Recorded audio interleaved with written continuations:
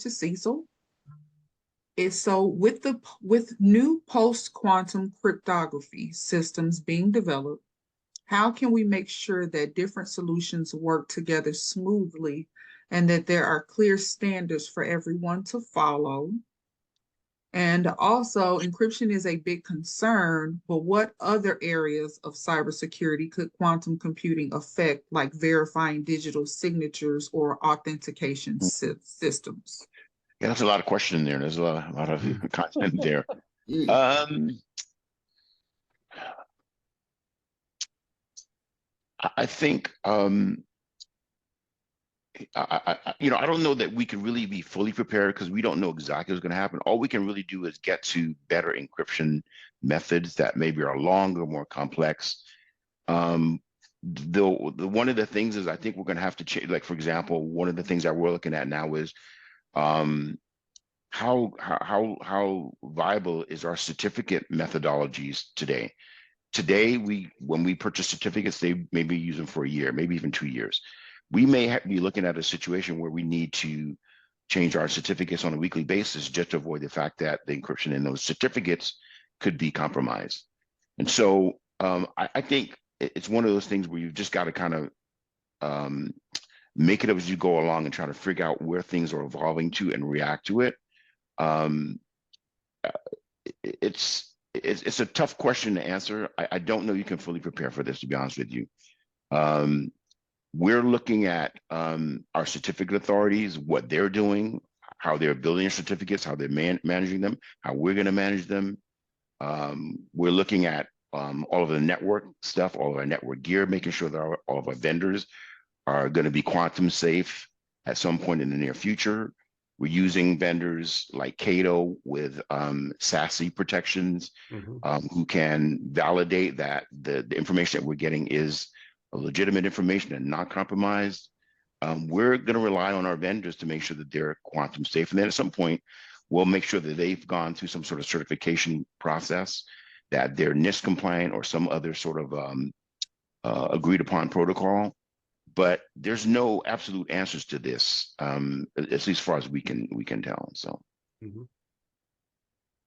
So I like to add on that Cecil hit on something very important, I think, talking about key links and things. I see the key link as being kind of the last resort as quantum comes online.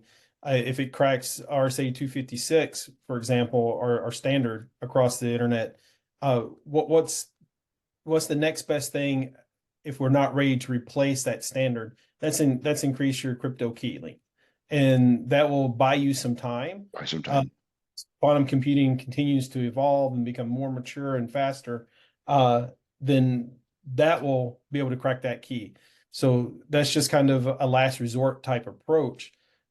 I think Cecil made a good point. What is the standard going to be? NIST has released, 3 crypto standards, Crystals Kyber, Crystals Dilithium, and Sphinx Plus. And that's for certificates and encapsulation and signature and encapsulation. So there's standards there today, but the key to remember is, well, how long are they going to be good for? RSA is with us a long time. I have the feeling that with quantum, that these standards will not be with us for a long time. They'll continue to evolve. New algorithms will be developed, and we really need to take again a hard look at our crypto inventory and have that inventory, and it becomes an asset management problem at that point. And then be able to understand where things at. So when we do have to change, we're able to do that very quickly, and that kind of leads into crypto agility and being able to change very quickly, because once they're cracked, we're very vulnerable, and we need to. I would like to add to what you both said, and it kind of rings the memory banks in my head in terms of what is old is what's new again. If you remember the ISACA framework of CIA, confidentiality, integrity, availability. Yeah. We're kind of blowing the dust off this a little bit and reintroducing this in terms of quantum safe, in terms of services. Okay, because if there's an attack or a decryption event, it's going to happen along those vectors in terms of confidentiality, integrity, data at transfer and at rest, and then availability. So your services, if they're ultra critical, touching all 7 layers of the network, applications, data, and infrastructure, 111 service, your PQC from a referential architecture perspective has to cover all of those bases. You know, certificates is one piece or component of that, right? You know, I agree. so, And at some point, all vendors will have to be quantum safe certified in some way. yeah. Otherwise, they won't be able to compete in the marketplace. And Cecil, to that point, that's one of the things that I always talk with vendors of new solutions coming to my environment. I ask them, what is your roadmap to become quantum safe? Mhm.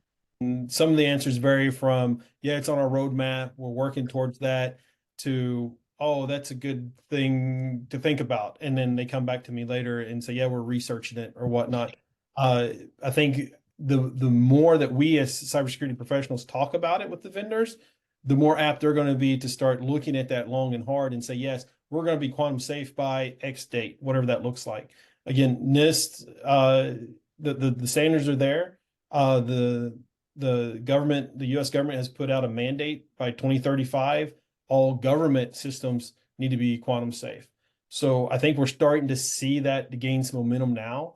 And it goes back to what we've been talking about from the beginning, the education piece, educating, not just the cyber professionals, but the COOs, the CEOs, the CFOs out there. These are the things we need to start thinking about now and holding our vendors to that so that we can ensure safety and security of all of our information.